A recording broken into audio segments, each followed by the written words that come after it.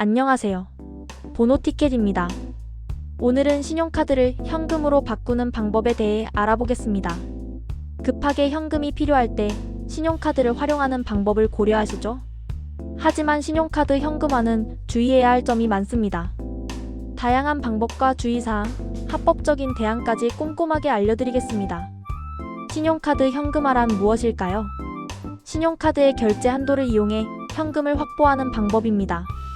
카드깡이라고도 불리며 급전이 필요할 때 유혹적일 수 있지만 잘못 이용하면 큰 낭패를 볼 수 있습니다. 합법적인 방법과 불법적인 방법으로 나눌 수 있습니다. 합법적인 신용카드 현금화 방법. 신용카드 현금 서비스 및 카드론, 카드사에서 공식적으로 제공하는 가장 안전하고 합법적인 방법입니다. 절차가 간편하고 즉시 현금을 확보할 수 있지만 이자율이 높다는 단점이 있습니다. 급한 불을 끄는 용도로는 유용하지만 장기적으로 이용하기에는 부담이 될 수 있습니다. 상품권 구매 후 재판매 신용카드로 상품권 백화점, 온라인, 모바일을 구매 후 상품권 매입 업체나 온라인 중고마켓을 통해 판매하여 현금을 확보하는 방법입니다. 실물 상품 거래가 이루어지기 때문에 일반적으로 합법적입니다.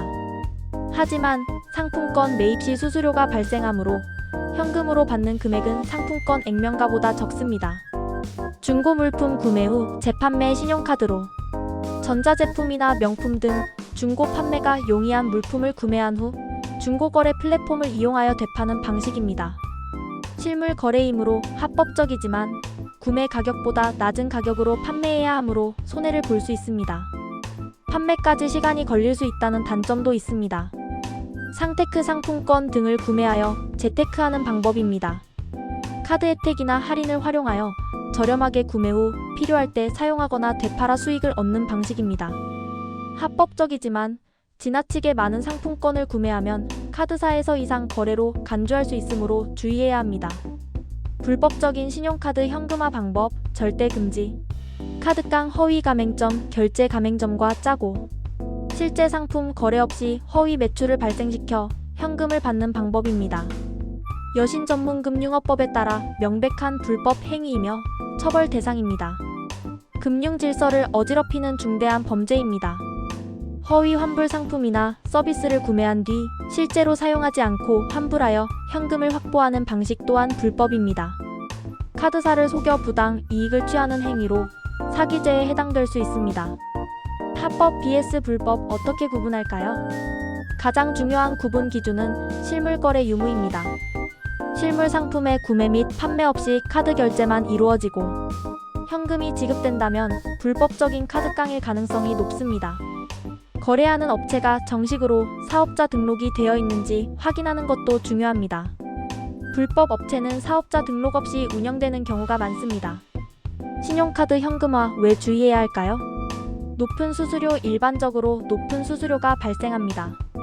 상품권 현금화의 경우 515%, 소액 결제 현금화는 2040%의 수수료가 부과될 수 있습니다.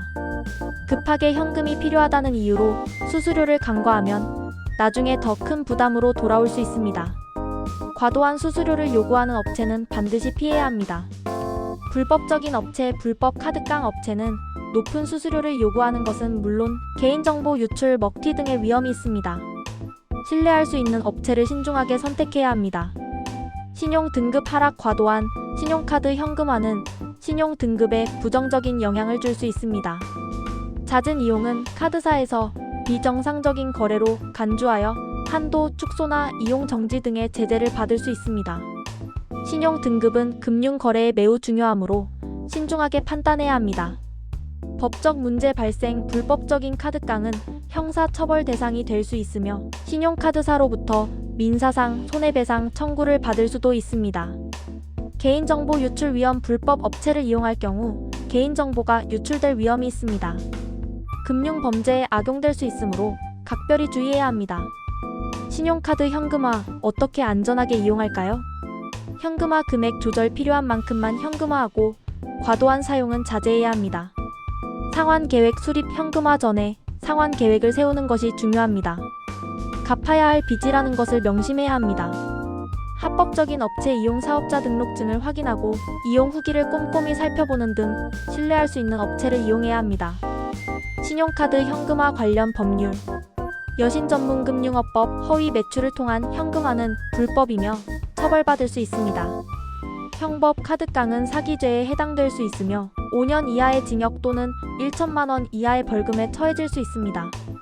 합법적인 대안은 없을까요?